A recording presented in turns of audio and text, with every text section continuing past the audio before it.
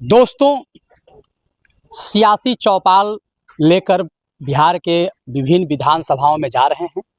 अभी हम विक्रम विधानसभा के एक दलित बस्ती में है। गांव का नाम है कोरहर। देख लीजिए, आपको पहले देखने से ऐसा लग रहा होगा कि हम कोई साउथ अफ्रीका के बहुत पिछड़ा गांव में हैं। ये इस बच्चा को देखिए, इसके कमीज को देखिए, और इसको देखिए, और इसको आप देखिए। इसको 21वीं सदी का भारत है दोस्तों।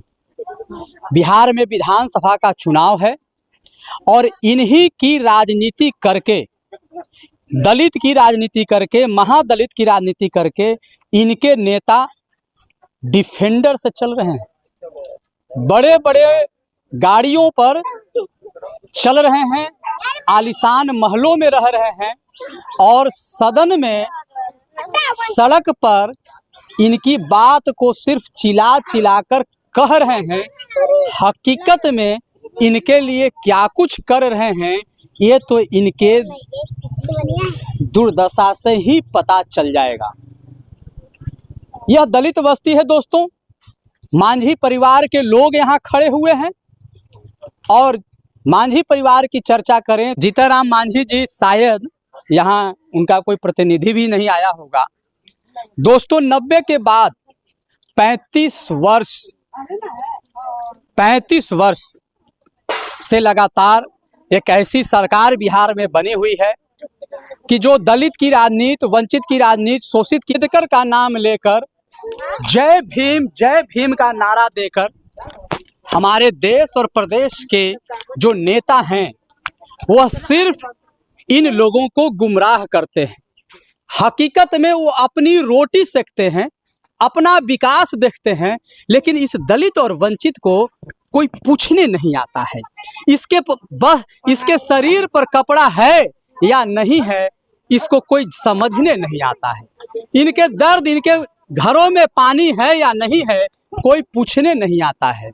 ये खा रहे हैं, पी रहे हैं, इनका तबीयत गड़बड़ हो रहा है, इनके बच्चे कैसे रह रहे हैं, कोई समझने नहीं आता है। चाची सही कह रहे हैं कि गलत? ना, ठीक है, बात है, सही है, सही है। कोई आपका दर्द सुनने आता है क्या? ना, कोई आता है? आपके बच्चे क्यों स्कूल नहीं जा रहे हैं? पैसा के कारण। पैसा के कारण। कपड़ा नहीं है बेटा? अच्छा, तुम्हारे पास स्कूल जाते हो? नहीं। तो दोस्तों, ये भीमराव अंबेडकर की मेरी आत्मकथा है।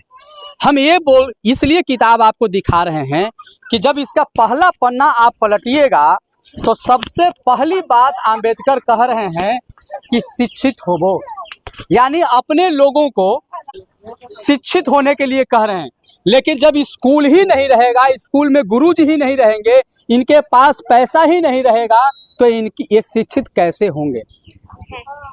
दरअसल दलित के जो नेता हैं ना, वो नहीं चाहते हैं कि दलित का बच्चा पढ़े, वो नहीं चाहते हैं कि दलित का बच्चा बढ़े, वो नहीं चाहते हैं कि दलित के बच्चा के पास कोई आवाज हो। बोल रही हैं, लेकिन आपकी आवाज वहां तक कोई नहीं सुन रहा है चाची, कोई नहीं सुन रहा। दोस्तों, दलित के बस्ती में ऐसा पंचायत भवन होता है, देख लीजिए। यही बिहार के विकास है और दलितों का ऐसा तो दलित नेता जो हैं राजनीति करने वाले, उनके घर में गाड़ी रखने वाला शेड भी नहीं हो, इससे अच्छा होगा, इससे अच्छा उनका शेड भी होगा। क्या कर रही थी आप? माने हम बोल रहे हैं कि माने माटी के माने घर है, माने माटी के माने थी ना, हमने तो यहाँ से तो भाग रहे हैं। तो दरअसल इन सब का मांग है कि इनका घर है मिट्टी का, सड़कें नहीं है, जनजीवन बिल्कुल नारकीय जीवन जी रहे हैं, नारकीय जनजीवन जी रहे हैं।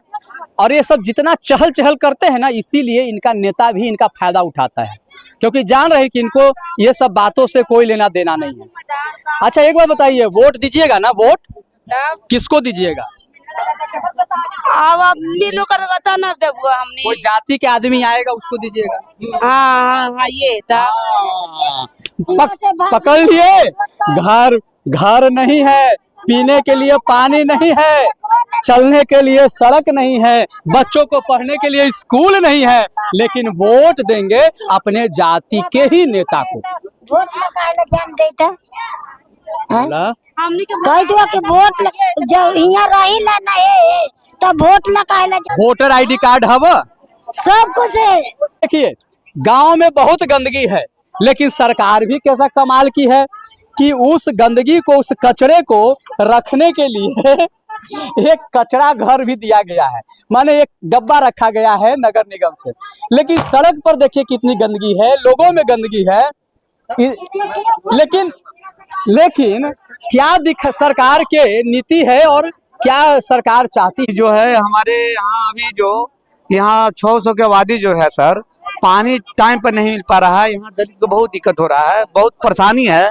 ये लोग अपना नियम कानून, बाबा साहब को कानून को उल्लंघन कर, हमारे बाबा साहब कानून का उल्लंघन कर रहे हैं जी। हाँ, देख रहे हैं, बाकी समय पर पानी नहीं मिल पा रहा है दलित को। कौन बाबा साहब के कानून का उल्लंघन कर रहा है? सभी लोग जो है अभी सरकार में जो बैठे लोग हैं सो जी नेता जी, आप यहाँ दलित के जो नेता हैं वो भी, दलित के नेता भी है, जीताराम मांझी थोड़े यहाँ पे आ रहे हैं सर। लेकिन मांझी जी तो है, आराम से है। मांझी जी है अपना गद्दी पर बैठे हुए हैं, यहाँ जनता के कोई देख नहीं रहा है।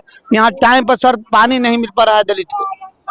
यहाँ चिराग पासवान भी दलित के नेता हैं। हाँ दलित के हैं तो अपना ना पोस्ट पे है सर, यहाँ पर कोई देखने आता है सर। तो दलित को कोई नहीं देख रहा है और बाबा साहब के नाम का क्या कर रहा है? काम कर रहा है लोग, काम कर रहा है जी, और बदनाम कर रहा है। हमारे बाबा साहब को, अम्बेडकर साहब को बदनाम करके ये लोग आगे बढ़ रहे हैं। बाबा साहब को बदनाम कर रहा है सभी लोग अभी जो है ऐसे रखिए। हमारे जो है जीताराम मांझी, चिराग पासवान जो है हमारे बाबा साहब को उल्लंघन कर रहे हैं। बाबा साहब को साथ धोखा देने का काम। यहाँ दलित बहुत मर रहा है पानी खातिर, देखिएगा ना सर, बहुत परेशानी है। वो है यहाँ 600 की आबादी है, पानी के लिए दिक्कत होता है सर।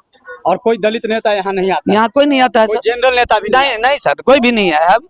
तो स्थिति ऐसी है, हम एक आग्रह आप सबसे करेंगे कि पानी जरूरी है और पानी की व्यवस्था हो तत्काल, और इन्हें रहने की भी व्यवस्था हो। लेकिन आप सबसे कहकर जा रहे हैं कि यदि आप अपना विकास करना चाहते हैं, बाबा साहब आम्बेडकर की बातों को, विचारों को रखना चाहते हैं, तो आप अपने बच्चों को स्कूल जरूर भेजिए।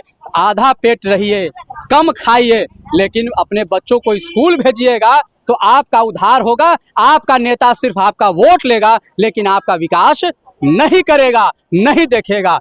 तो दोस्तों आप बने रहिए अगले विधानसभा में। मैं हूं अभिषेक कौशिक और आप देख रहे थे जनप्रहरी मीडिया। जय हिंद, जय भारत।